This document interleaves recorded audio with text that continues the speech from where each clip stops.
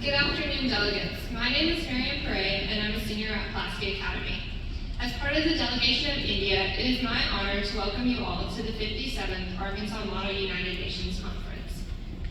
Over the past several years, the international community has faced countless challenges, many on an unprecedented scale.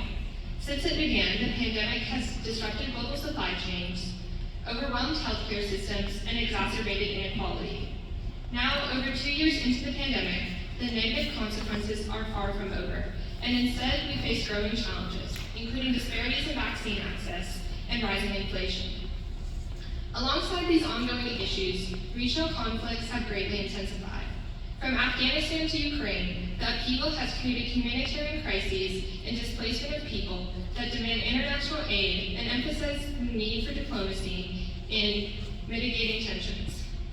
Simultaneously, new frontiers for conflict have emerged as a result of advancements in technology, whether it be in cyberspace or outer space. With this in mind, the UN has no shortage of issues to face, as its existing goals are intertwined with these new challenges.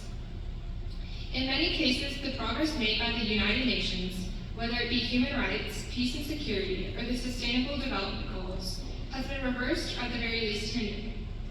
That is not to say that our past work was not significant, but rather that going forward, we must adapt our solutions to fit the fast-paced and unpredictable nature of the world. With the fragility of past ideas now evident, we can adopt new approaches that prioritize resiliency and long-term effectiveness. Looking at the severity of these global issues, the future may seem bleak and disheartening. However, in spite of the difficulties we face, I argue that it is in these times that the United Nations becomes most significant. Member states can only do so much in their individual capacity, but as the United Nations, our opportunities for multilateralism enable us to reach more comprehensive and universal solutions. While some of these issues may be inherently polarizing and difficult to reach a consensus on, the diplomatic relations we foster are crucial to the compromises we create. In an increasingly globalized world, it is futile to ignore the extent of our interconnectedness.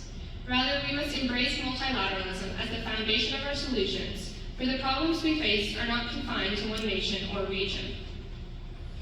In the next 2 days, I challenge you to reach beyond the interests of your country and seek to approach international concerns united with your fellow delegates. Every individual in this room holds the potential to reshape dynamics of the international community by engaging in productive, nuanced debate. The issues we face certainly cannot be resolved in 2 days, but the path forward is clear. Simply by being here and engaging in such dialogue, we are creating frameworks for a better future. Whether you are in Dietsite or Stockholm, a delegate of a developed or developing nation, or any other distinction between us as individuals, our responsibility to humanity is one and the same, and we stand here today with shared goals. As you enter your respective committees, remember the values that principally unite us. In the words of the Secretary General, this organization is the cornerstone of multilateralism and has contributed to decades of relative peace. But the challenges are now surpassing our ability to respond. The United Nations must be ready to change. As a delegation of India, I am here to create that change in the next few hours, and I hope that as fellow delegates, you will join me in this invaluable process of diplomacy. Thank you.